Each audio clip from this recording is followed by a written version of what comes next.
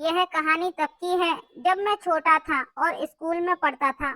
उस टाइम हम लोग मामा की शादी में नानी के गांव गए थे। जब हम वहां पहुंचे तो सबसे पहले मैंने मामा से मामी की फोटो मांगी। उस टाइम मोबाइल फोन नहीं थे, तो ये व्हाट्सएप आदि भी किधर से होता। यदि ये सुविधा होती तो अब तक मैं दिल्ली में ही मामी की फोटो मंगा सकता था। मामी की फोटो देखने के लिए मेरे अंदर बहुत ज्यादा उत्सुकता थी। जब मैंने मामा से फोटो मांगी तो मामा ने कहा तुम्हारी नानी के पास है, अंदर जाकर देख लो। मैं अंदर नानी के कमरे में गया तो वहां पहले से ही मेरे पेरेंट्स मामी की फोटो देख रहे थे। मैंने भी देखी। दोस्तों, मामी की फोटो देखते ही मानो मेरे अंदर करंट सा दौड़ गया था। एक तरफ मेरे मामा जहां 35 साल के काले से और मोटे से इंसान थे, तो वहीं दूसरी तरफ मेरी मामी ने अपनी ग्रेजुएशन के अंतिम वर्ष के एग्जाम दिए थे। वो अभी केवल 19 साल की थी। उनका फिगर तो ऐसा था कि बस कुछ पूछो ही मत।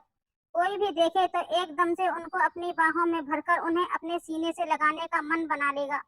उनका चेहरा इतना प्यारा था जैसे कोई फिरंगी लड़की हो, तो इतनी ज्यादा गोरी थी जैसे दूध में एक चुटकी सिंदूर डाल दिया हो। सच बताऊं तो उस टाइम मामा को देखकर मुझे बहुत गुस्सा आ रहा था कि कैसे काले मोटे भद्दे से दिखने वाले आदमी को इतनी मस्त माल जैसी बीवी कैसे मिल रही है। मेरी होने वाली मामी के संतरे तो ऐसे उठे हुए थे मानो ब्लाउज फाड़कर अभी बाहर आएंगे। उस टाइम मेरा पप्पू तो उनको देखते ही पागल हो गया था। दूसरी तरफ मेरे फैमिली मेंबर सब लोग मामी को देखकर बड़े खुश थे कि चलो बहू सुंदर मिल गई है। शादी के दिन भी नजदीक थे। 3 दिन बाद वो समय भी आ गया जब मेरा मामा घोड़ी चढ़ने जा रहा था। मैं और परिवार के कुछ सदस्य मामा के साथ उनकी कार में बैठ गए। बाकी बारात भी शाम के करीब 5 बजे निकल चुकी थी। हम लोग शाम 8 बजे मामी के शहर आ पहुंचे।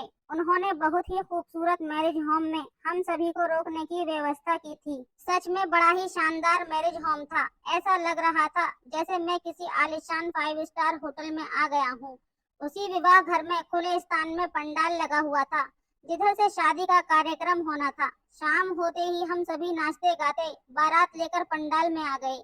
कुछ देर बाद मामी अपनी बहनों और सहेलियों के साथ वरमाला लेकर आई। उनको देखकर मेरी तो हालत मानो खराब ही हो गई थी। मामी को जब सामने से देखा तो वे फोटो से भी ज्यादा खूबसूरत लग रही थी। ऐसा लग रहा था जैसे उनकी वो फोटो अंधेरे में खींची गई थी। मामी को लाइव सामने देखकर मैं बता नहीं सकता कि मुझे क्या महसूस हो रहा था। स्टेज पर ही मेरी पैंट में तंबू तन गया था। मेरे मामा की किस्मत पर मैं रश्क कर रहा था। न जाने मामा अपनी किस्मत कहाँ से लिखवा कर लाया था। मैं बस यही सोच सोचकर उस वक्त दुखी हो रहा था। मेरे मामा की शादी धूमधाम से हो गई। बारात मामी की विदा करवाकर वापस आ गई। अब वो रात भी आ गई जब मेरे मामा मामी की चट्टान पर चढ़ने वाला था। मेरा कमरा मामा के कमरे से लगा हुआ था, या यूं कह लो कि हम दोनों के कमरों के बीच में एक दीवार थी। बस कमरे दो थे। उस रात मुझे रात भर नींद नहीं आई। मैं रात भर बस दीवार पर कान लगाकर कुछ सुनने की कोशिश करता रहा, लेकिन मेरी फूटी किस्मत मुझे कुछ सुनाई ही ना दिया। अगले दिन हम जितने भी एक उम्र के थे सब मामी के कमरे में आ गए। हम सब मामी के साथ बात करते रहे। क्योंकि मेरा नेचर बहुत फ्रैंक टाइप का था, तो मैं बहुत जल्दी मामी के साथ घुल मिल गया। मैंने मामी को अपनी दिलफेक बातों से अपने साथ काफी करीब कर लिया था। उनसे बात करते करते मैं उनका काफी अच्छा दोस्त बन गया था। मामी मुझसे हंस हंस कर बात कर रही थी। मेरे मामा अहमदाबाद की किसी गारमेंट्स फैक्ट्री में काम करते थे, तो उनको शादी के बाद जल्दी ही निकलना था। 2 दिन बाद वो अकेले ही अहमदाबाद निकल गए। उनके जाने के कुछ दिन बाद हम लोग भी दिल्ली चले आए। फिर टाइम यूं ही बीता गया। मामा की शादी के कुछ साल बाद मोबाइल का जमाना आ गया। मैंने उस फोन में नेट का रिचार्ज करवा लिया था और अपने दिल की ख्वाहिशें पूरी करने लगा था। फिर एक दिन मैं कॉलेज में अकेला बैठा था। अचानक न जाने कहां से मुझे मामी का ख्याल आ गया। मैंने अपनी मामी को फोन लगाया। उधर से मामी की आवाज आई। मामी बोली, हेलो कौन? मैंने बताया तो वो एकदम खुश होते हुए कहा, अरे रोहित, कैसे हो? आज इतने दिनों बाद अपनी मामी को कैसे याद कर लिया? तो मैंने कहा, नहीं मामी, ऐसी तो कोई बात नहीं है। मेरा मन कर रहा था आपसे बात करने का, इसलिए सोचा चलो बात कर लेता हूँ। बस कुछ दिन पहले नया फोन लिया था। वो भी खुश होते हुए बोली, अच्छा क्या बात है, नया फोन किसने दिलाया है? मैंने कहा, मामी, अपनी कमाई के पैसे से खरीदा है। मैंने मामी के पूछने पर उन्हें अपनी कोचिंग के बारे में बता दिया। फिर मैंने बच्चों के बारे में और मामा के बारे में पूछा। मामी ने कहा तेरे मामा अपने ऑफिस गए हैं और बच्चे स्कूल गए हैं। उनका लड़का करीब 7 साल का हो गया था और लड़की करीब 5 साल की हो गई थी। इसके बाद हम दोनों रोज करीब आधा घंटा बात कर ही लेते थे। उस समय मैं कॉलेज में होता था। मामी घर के सारे काम निपटाकर मुझे मिस कॉल देती थी। मैं पहली फुर्सत पाकर यहाँ से उनको कॉल कर लिया करता था। इस प्रकार धीरे धीरे मुझे मामी से बात करने की आदत सी पड़ गई और हम लोग घंटों घंटों बातें करने लगे थे। हमारी बातों में थोड़ी दिल लगी भी आ गई थी। एक दिन मामी ने पूछा कॉलेज में कितनी लड़कियां पटा ली हैं। मैंने कहा कहाँ मामी, कोई गर्लफ्रेंड है ही नहीं, होती तो क्या आपसे इतनी बातें करता। इस बात पर मामी हंसते हुए कहने लगी तो क्या तुम मुझे गर्लफ्रेंड समझकर बात करते हो। मेरे मन में तो आया कि हाँ मामी, मैं तो आपको कब से गर्लफ्रेंड बनाना चाहता हूँ, मगर मैं ऐसा कह नहीं सकता था। हालांकि इसके बाद से मामी मुझसे खुलकर बातें करने लगी और मुझे भी उनके साथ बिंदास बातें करने में मजा आने लगा। एक दिन बातों ही बातों में मैंने मामी से उनके सुहागरात वाली रात की बात पूछ ली। इस पर उन्होंने शर्माते हुए कहा कि मुझे याद नहीं है कि उस रात क्या हुआ था। मैंने हंसते हुए कहा कि मामा ने तो पलंग ही तोड़ दिया होगा।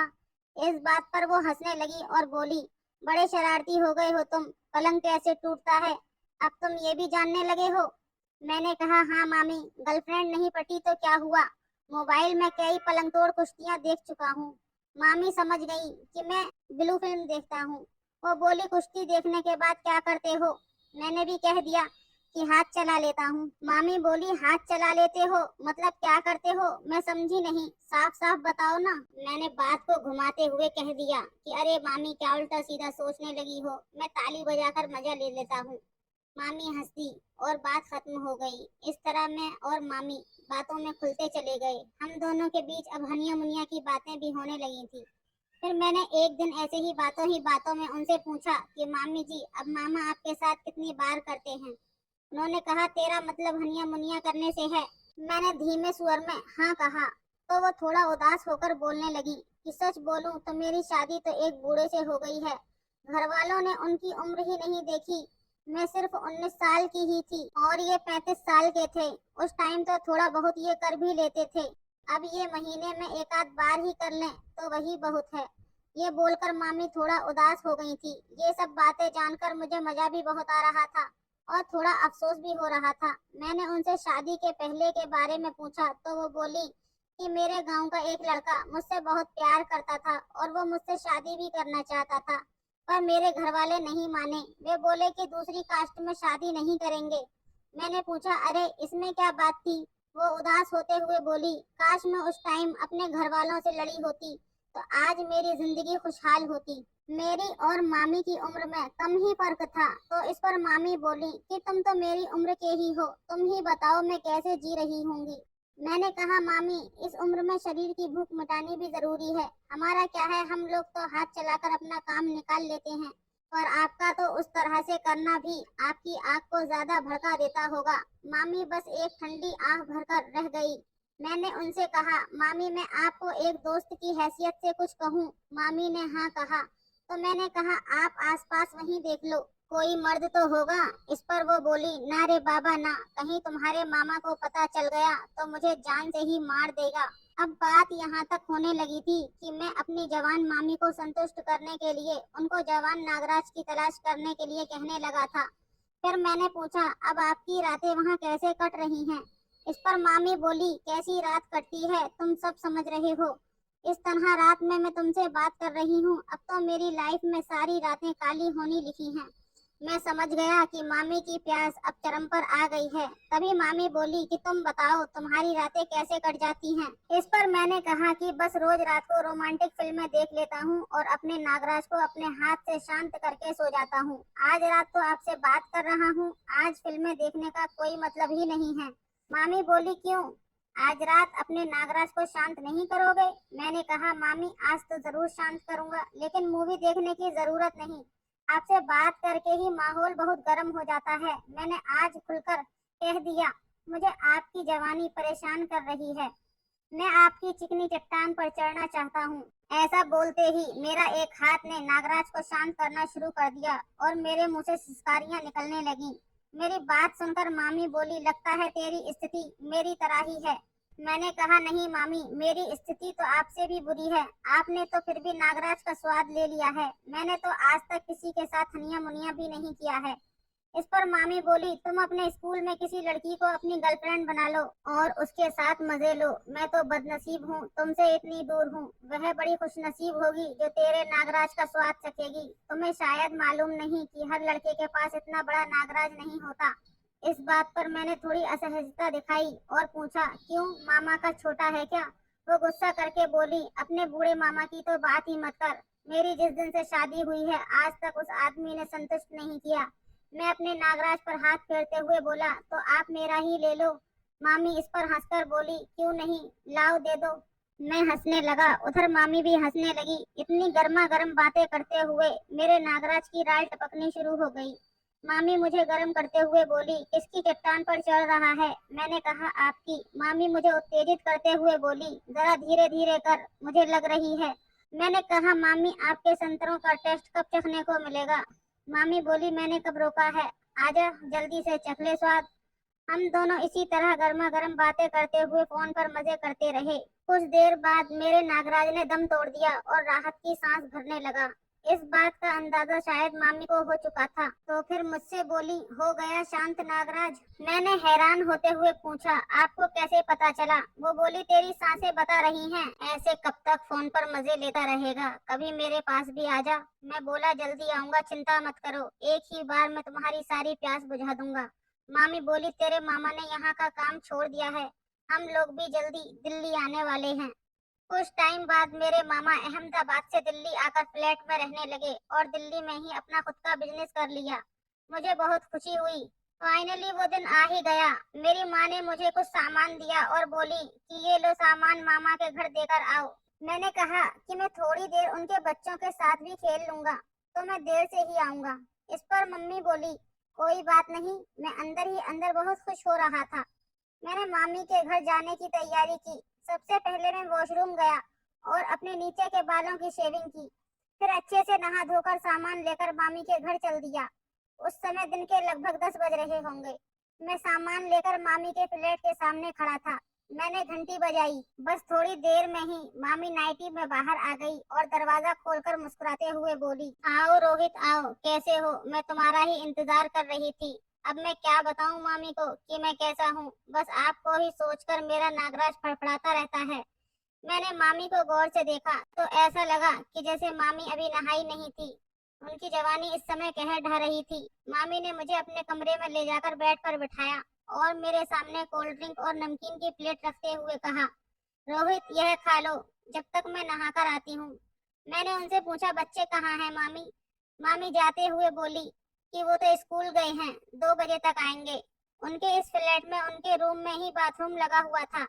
मामी मुझे नमकीन और कोल्ड ड्रिंक देकर नहाने चली गई। मुझे उनके बिस्तर से उनके ही बदन की खुशबू आ रही थी। थोड़ी देर बाद वॉशरूम से पानी गिरने की आवाज आ रही थी। मैं समझ चुका था कि मामी नहाने लगी है। मामी के चिकने और गोरे बदन का सोचकर मेरा हथियार अंगड़ाई लेने लगा। मेरा वॉशरूम में झांकने का मन हुआ और मैंने धीरे से वॉशरूम के पास जाकर उसके दरवाजे की एक झरी से अंदर देखने की कोशिश की। मुझे अंदर हल्का हल्का ही नजर आ रहा था। धीरे धीरे मुझे अंदर की सब कहानी समझ आने लगी। मैंने देखा कि मामी शीशे के सामने एक स्टूल पर बैठकर अपने नीचे कुछ कर रही थी। अचानक मुझे उनके हाथ में शेविंग ब्रश और मामा का शेविंग रेजर दिखा। मुझे ये समझते देर न लगी कि मामी अपने नीचे की शेविंग कर रही है। कुछ देर बाद मैं बिस्तर पर आकर लेट गया। थोड़ी देर बाद वॉशरूम का दरवाजा खुला और अंदर से मामी निकलकर बाहर आ गई। मामी जैसे ही बाहर आई, पूरा रूम मानो खुशबू से भर गया था। मामी ने केवल काले रंग की ब्रा और काले रंग का पेटीकोट पहना था। उनका ये पेटीकोट उनकी ब्रा के ऊपर तक चढ़ा हुआ था। मामी मुझे एक अलग ही नजर से देख रही थी। मैं मामी को देखकर मुस्कुरा दिया। मामी इठलाते हुए अपने बालों को झाड़ने लगी और मुझसे बात करते हुए पूछने लगी, और बताओ रोहित, मम्मी पापा कैसे हैं और घर में सब कैसा चल रहा है? मैंने हल्के से मुस्कुराते हुए बोला, सब ठीक ही चल रहा है मामी। हम दोनों ऐसे ही बात करने लगे। अचानक ही मामी ने कहा, अरे ये क्या, तुमने कोल्ड ड्रिंक और नमकीन नहीं लिया? मैंने कहा, हाँ मामी, बस खा ही रहा था। अचानक मामी ने पेटीकोट नीचे करते हुए मुझसे कहा, रोहित जरा मेरी ब्रा के सभी हुक तो सही से लगा देना प्लीज। ये बोलते हुए शीशे से ही मामी मुझे इशारे से अपने करीब बुलाने लगी। उस वक्त मैं खड़ा होने की सिचुएशन में नहीं था क्योंकि मेरा नागराज फुल पोजीशन में था। फिर भी मैं खड़ा होकर मामी के सामने आ गया। मैं समझ गया था कि मामी शीशे में से ही मेरे हथियार को देख रही है। मैंने मामी के ब्रा के हुक को पकड़ा तो मेरी कितनी बुरी हालत हो गई थी। मामी के सिर के बाल मेरी नाक को छू रहे थे और उनके बदन की खुशबू मानो मुझे पागल कर रही थी। मैंने महसूस किया कि मामी थोड़ा पीछे होकर मेरे अंगों से अपने पीछे के हिस्से को टच कर रही है। मैं थोड़ा पीछे हो गया और मामी की ब्रा के हुक लगाने लगा, लेकिन मेरे पीछे होते ही मामी ने फिर से वैसे ही किया। मुझे ब्रा के हुक का ध्यान नहीं रहा। मैंने आगे हाथ करते हुए हल्के से आमों को दबा दिया और उनकी गर्दन पर पीछे से पुच्च पुच्च किया। मामी तो मानो इन सब के लिए जैसे पहले से ही तैयार थी। मामी ने गर्दन पकड़ ली और अपनी गर्दन पर फिराने लगी। ये होते ही मेरे अंदर से सारी शर्म हया निकल चुकी थी। उनकी थैली, जिसके अभी दो हुक भी सही से नहीं बंधे थे, मैंने उसको उतार कर फेंक दिया। अब मैं दोनों आमों का रस पीने के लिए तैयार था।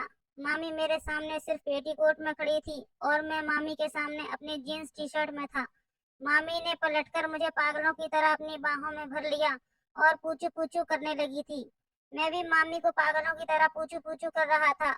कोई 5 मिनट की चूमा चाटी के बाद मामी ने मुझे पलंग पर धक्का दे दिया। मामी मेरे सामने सिर्फ पेटीकोट में खड़ी थी। उनकी आंखों में सिर्फ प्यास की लालिमा दिख रही थी। मैं उनके संतरों से सिर्फ सपने में ही खेलता था, पर आज मुझे यकीन नहीं हो रहा था कि असलियत में आज मुझे मामी के साथ मजे करने का मौका मिलेगा।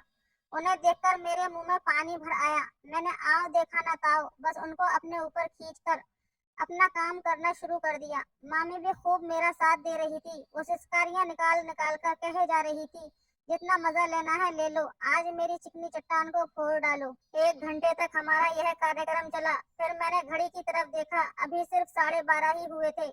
मैंने मामी को बिस्तर पर लेटा दिया और फ्रिज से एक आइस क्यूब लाकर उनके होठों से लेकर उनके पैरों तक उस आइस क्यूब को अपने मुंह में लेकर फिराया। थोड़ी देर बाद वो बोली, अब मुझसे रहा नहीं जाता।